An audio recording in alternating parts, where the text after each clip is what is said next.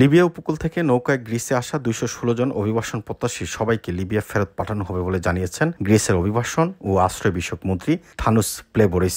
Athens কর্তৃপক্ষ জানিয়েছে দেশটির ক্রিট ও গাবদোস দ্বীপে আসা মোট 216 জন অভিবাসন প্রত্যাশীকে উদ্ধার করা হয়েছে। শনিবার 19 জুলাই এই অভিযান পরিচালনা করা হয়। সংশ্লিষ্ট অভিবাসন প্রত্যাশীদের সবাই লিবিয়া থেকে যাত্রা করেছিলেন বলে নিশ্চিত করেছে হেলেনিক কোস্টগার্ড। গ্রিক কোস্টগার্ড ও কিছু বাণিজ্যিক জাহাজ এই অভিযানগুলো পরিচালনা করে। উদ্ধার করা ব্যক্তিদের মধ্যে বাংলাদেশ, পাকিস্তান এবং মিশর সহ বিভিন্ন দেশের নাগরিক রয়েছেন। গ্রিসের অভিবাসন ও আশ্রয় বিষয়ক মন্ত্রী থানুস প্লেবোরিস ব্রিটিশ সংবাদ মাধ্যম ডেইলি মেইলকে দেয়া এক সাক্ষাৎকারে বলেছেন, লিবিয়া থেকে অনিয়মিতভাবে যারা গ্রিসে প্রবেশ করেছেন তারা কেউই আশ্রয় আবেদন করতে পারবেন না। তাদেরকে কোনো অভ্যর্থনা শিবিরে নেওয়া হবে না, বরং পুলিশি হেফাজতে রেখে ফেরত পাঠানোর প্রক্রিয়া শুরু হবে। গ্রিস সরকার উত্তর আফ্রিকা থেকে আগত অভিবাসীদের জন্য সাময়িকভাবে আশ্রয় আবেদন গ্রহণ বন্ধ রেখেছে। ইউরোপীয় ইউনিয়নের পক্ষ থেকে এই সিদ্ধান্ত নিয়ে উদ্বেগ জানানো হলেও গ্রিস বলছে বর্তমানে সীমান্ত পরিস্থিতি এমন যে কঠোর ব্যবস্থা নেওয়া ছাড়া উপায় নেই।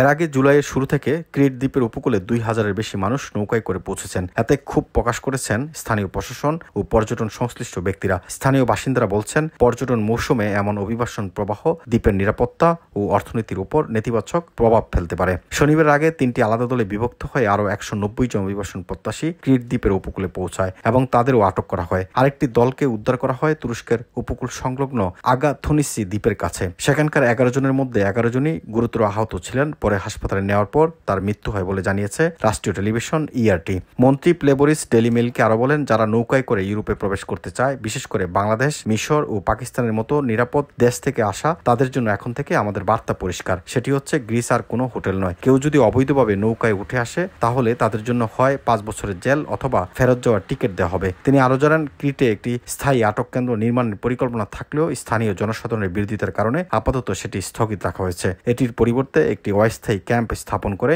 আটক অভিবাসীদের সেখানেই রাখা হবে। বর্তমানে গ্রিসের অভিবাসন নীতিতে কঠোরতা আরো বেড়েছে বলে মনে করছেন বিশ্লেষকরা। যদিও মানবাধিকার সংগঠনগুলো এই ধরনের সিদ্ধান্তে উদ্বেগ প্রকাশ করেছে, তবে গ্রিক সরকার বলছে অর্থনৈতিক অভিবাসীদের ঠেকাতেই এই পদক্ষেপ জরুরি।